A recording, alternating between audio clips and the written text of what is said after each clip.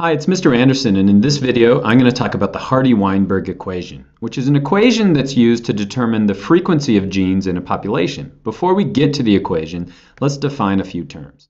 The first one is a phenotype. A phenotype is going to be the physical characteristics that an organism has. And so the only difference between these two individuals here is in the color of their hair. And so the difference is going to be in their phenotypes. This person has red hair and this person has non-red hair. Now, when you're looking at me, you're looking at my phenotypes. Now, the phenotypes, however, are caused by genes that we possess. And so we're going to possess two genes. And a gene is simply a section of DNA that codes for a specific phenotype. And so the types of genes are called alleles. And so in this case, this individual has two genes, but both of them are going to be non-red genes or non-red alleles. This person right here has red hair phenotype, but its alleles are going to be two red genes. And when we're solving genetic problems, we'll use letters to represent those. Big R stands for non-red genes, and little r stands for red hair. But what happens if you were to get one of each? What happens if an individual has one of the non-red genes and one of the red genes? What color is their hair going to be? Well, if you know anything about genetics, you know that they're going to have non-red hair. And that's because the red gene is recessive to the non-red gene. And so these two things pictured here are the phenotype, or the physical characteristics of this individual, and the genotype, or the genes that they possess. And so let's check our understanding. I'm going to show you a few things, and what I want you to do is tell me if this is a phenotype or a genotype. I'll pause for a second to let you answer. And so let's start with the first one. Let's say an individual has Huntington's disease. That's right. That should be a phenotype because it's going to be the physical manifestation of their genes. Let's try another one. Let's say an individual can taste PTC, or a chemical. That would also be a phenotype because it's a physical manifestation of their genes. Let's try another one.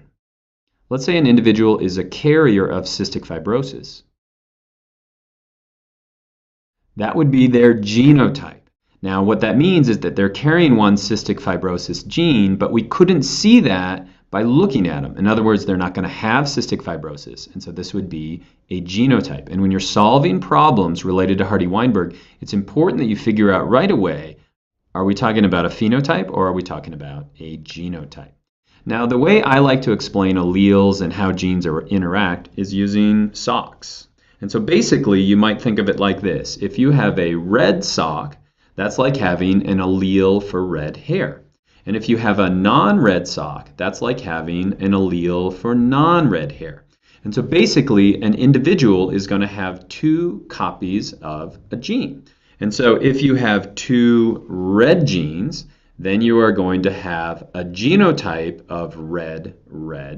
And what kind of a phenotype are you going to have? Well, using socks, what we can do is if I tuck one inside the other, because you really only see that one thing, you really only see that phenotype of the individual. So again, if you have two red genes, you're going to have red hair.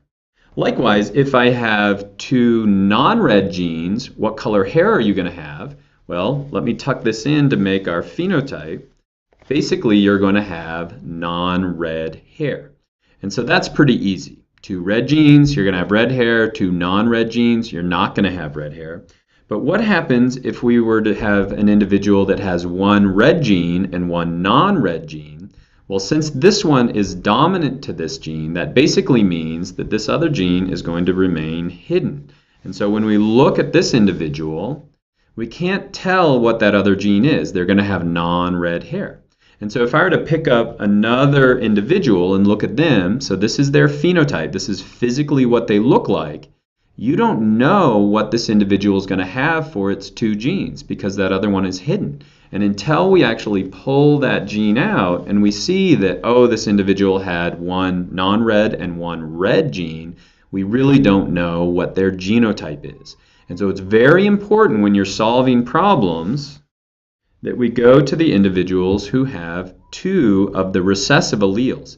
Because if you have two of the recessive alleles, in other words, you have the recessive trait, we know not only what your phenotype is, but we know what your genotype. Let's look at a sample population of 10 individuals. In this case, we have 5 individuals who have red hair and 5 individuals who have non-red hair. This is their phenotype. Now, what we learned from the SOCs is that you only know the genotype of individuals who have both of those recessive alleles. And so now let's take a look at their genotypes. And what we'll find is that all the individuals who had red hair are going to have both of those red alleles.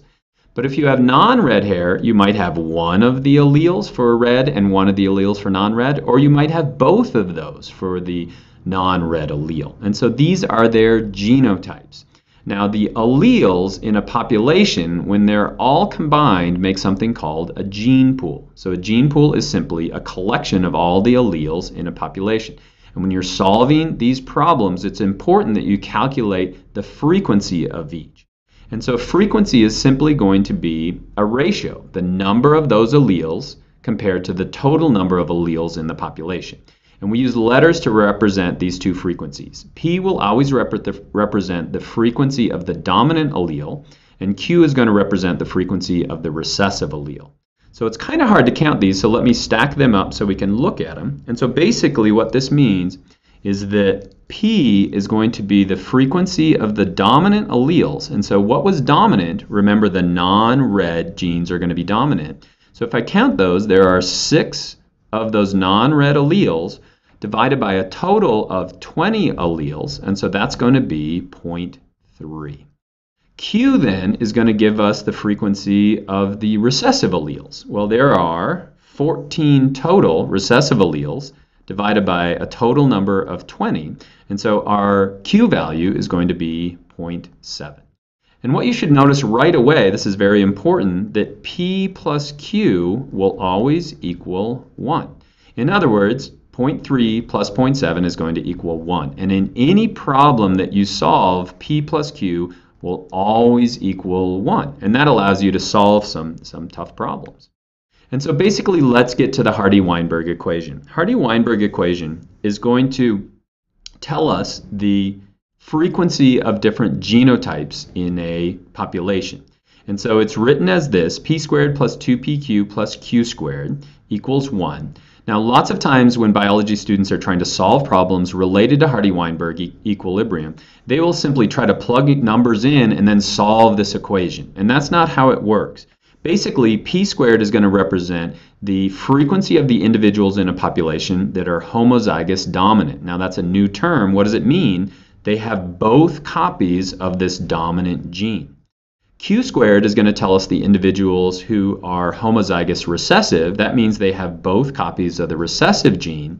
And 2PQ is simply going to tell us the frequency of individuals in a population that have one of each. And we call those heterozygous for this trait. And so let's get to a problem. And so let's say the problem presented is this: 2% of humans on the planet have red hair. What percent of humans are heterozygous for this trait? Well, the first thing you need to do is figure out what the question is giving us. And so they're saying that 2% of humans have red hair. And so what are they telling us? Well, they're telling us a number here. But when they're telling us that individuals who have red hair, are they telling us a phenotype or are they telling us a genotype? Well, red hair is going to be a phenotype, and so they're telling us that. But the nice thing is that since this is a recessive trait, red hair is recessive, not only are they telling us the phenotype, but they're telling us the genotype. And so in this case, that's going to be Q squared. Since red hair is recessive, Q squared is going to be the individuals who have red hair. And so when you're solving Hardy-Weinberg problems, you want to make sure that you always convert that to a decimal value. Otherwise, you're going to get results that really won't make sense. And so we've got Q squared equals 0.02. Why did I use Q squared? Well, we know that these are the individuals who are homozygous recessive for that trait. So how do I solve this? Well, basically, I could take the square root of this, and I could take the square root of that. And so Q is going to equal the square root of 0.02, and so that's going to be roughly 0.14. Once I've figured out my Q value, and I know in the back of my head that P plus Q will always equal 1, I automatically know what P is. In this case, P is going to be 0.86. Okay, so now I've already determined P and Q. And when you're solving Hardy-Weinberg equations, the first thing you want to do is find your P and your Q value. So let's kind of talk about what this means. If 2% of the humans on the planet have red hair, that means if we were to take all the alleles of all the people on our planet and put them together in this one gene pool, we'd find that 0.14 or 14% of those genes are going to be actual red hair. Now let's get to the question that they're asking. They're saying what percent of individuals are heterozygous for that trait? Well, looking back to our Hardy-Weinberg problem, we know that the heterozygous individuals are always going to equal 2pq. And so that's going to be 2 times our p value, which is 0.86, times our q value, which is going to be 0.14. And if I plug that into my calculator, I'm going to get a value of around 0.24, or since they're asking as a percent, about 24%. And so on the planet, 24% of the individuals, or almost a fourth of the individuals on our planet, are going to be heterozygous for that trait, or they're going to be carriers of that trait. So now let me give you a problem. Let's say that 12% of the individuals in Ireland have red hair. What percent of this population is going to be homozygous for non-red hair? And so what you should do is figure out what the question is asking. You should figure out what they're giving you, and then you should use the Hardy-Weinberg equation to give this a try.